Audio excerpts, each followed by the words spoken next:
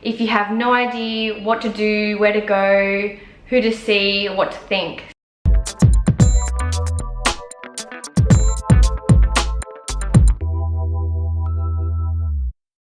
Hi my little mangoes, and welcome to another video. So as you guys requested, I'm going to be doing a video on how to start yoga if you have no idea what to do, where to go, who to see, what to think. So I thought I would do a little basic video on how to get started in yoga. I'm going to do a few videos on this topic. So before we get started, I'll just give you a brief rundown on my yoga history and why I started to do yoga. So it was 2013 and I'd been suffering from a lot of back pain for a few years. And I remember my friend had to drive me to the emergency department a few times because I was in so much pain and I couldn't run, walk sometimes.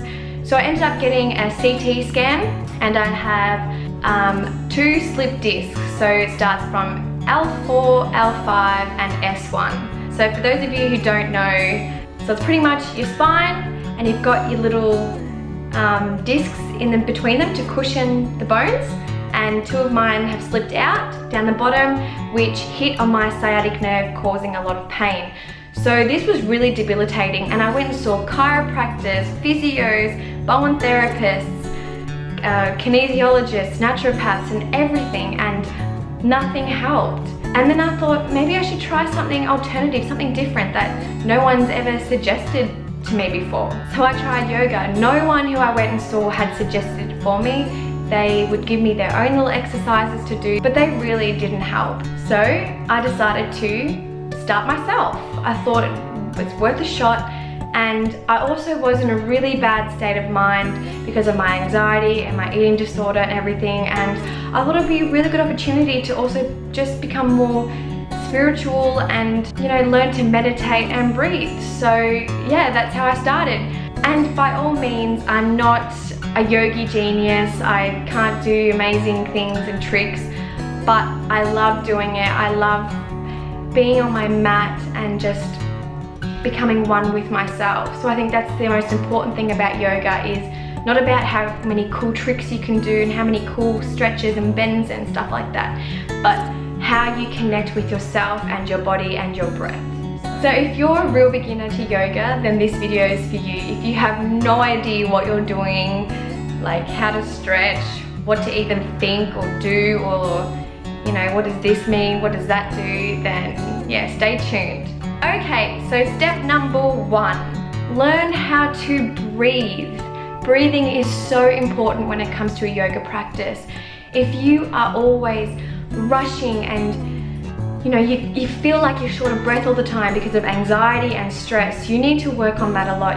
I suggest to start meditating and learning to breathe, because when you start yoga and learning all the asanas, which are the yoga poses, and putting them into a flow, they usually work on your breaths as well, like inhaling and exhaling when you change your position. Breathe, it's important. I suggest just lie there on your bed first thing in the morning and just breathe.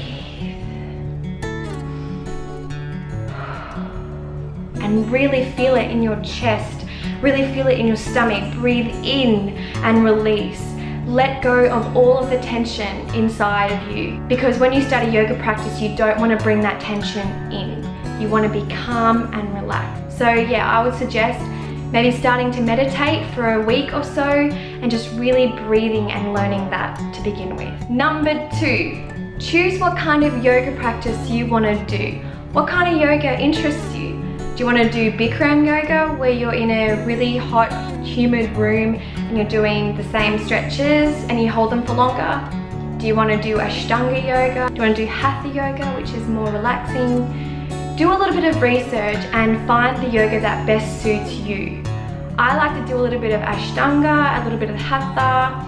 I've dabbled in Bikram yoga before. I really love it. It's really good for detoxing and really getting those deep stretches.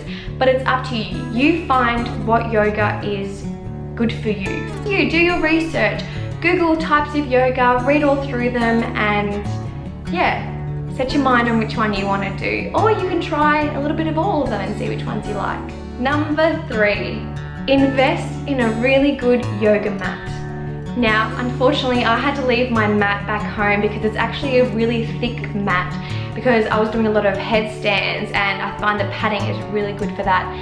And it was just too thick to bring with me. So I've bought one here in Thailand, but it's not that great. It's quite thin and it's non-sticky. So I kind of slip a lot when I'm sweating. But I really suggest to buy a really good yoga mat that's at least 4 to 6 millimeters thick. That's a sticky mat, so you have grip on it. And yeah, choose a really nice color that you like. And a really important thing to do with your mat is to really form that bond and that relationship with your mat. And I know it sounds so silly, but I remember when I bought my mat and I was just meditating on it a lot and doing a lot of chants, and I really formed this emotional attachment to it. I remember just in the middle of a practice, I would just cry and I would just lay on my mat and just melt into it and become one with it. I think you really need to connect with it, because if you look after it and give it the love that it deserves, then it'll give you the love back and it'll help support you in your practice. It sounds so silly. I know, I probably sound like this crazy woman, but number 4, search in your town or city for yoga classes, preferably the one that you have chosen. So if there are Bikram classes, go check out the Bikram. If there are Hatha classes, go check it out, because I think it's really important to go to a yoga class and learn the proper technique, the proper kind of stretching, alignment, breathing, movement, everything. Because if you just start at home straight away, you could cause really bad injury. You could do something wrong. You could get your alignment wrong and then, you know, pop a hip.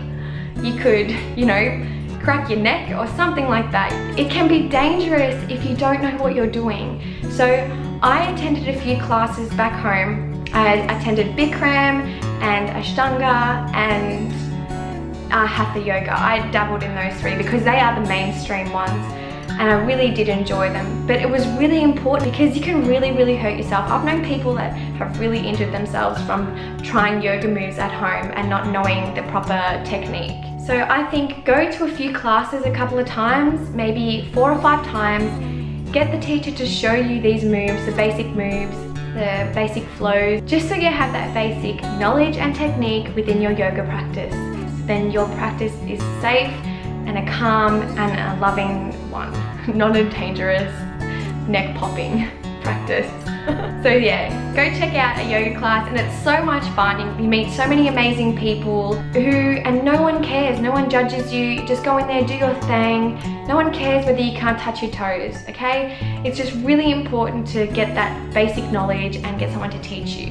Number 5, reflect on each yoga class, whether it be in your journal, if you keep a yoga journal, or just your normal, regular day-to-day journal. Reflect on your class. So I think it's important to write down how you felt, what challenges you faced, what things you were really good at, whether you felt uncomfortable, comfortable in this certain position, how you felt emotionally. I think this is really important to keep track of these kind of things throughout your yoga practice, because yeah, you can look back and see where you've improved, where you can improve, how it made you feel, and you can really become in tune with your body and your emotions, because you can kind of pick up on like, oh, I couldn't touch my toes these days. Maybe I had something wrong with my back, or maybe I couldn't turn my neck today because maybe I'm sleeping wrong, or maybe I need a new pillow.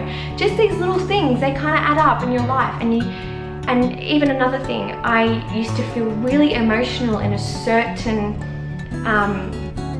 position, like especially the heart openers, and I thought that maybe because it was opening my heart, and I felt emotional when I was doing it.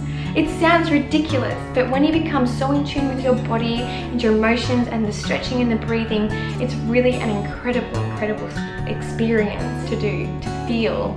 Also, I think keeping a journal helps you build your knowledge as well. You might have learned a new stretch, a new pose, a new flow, and yeah, looking back you can be like, oh yeah, I've learned that. I'm going to practice that particular move, so if we do it again I'm going to be a lot better at it and I'm going to feel really great.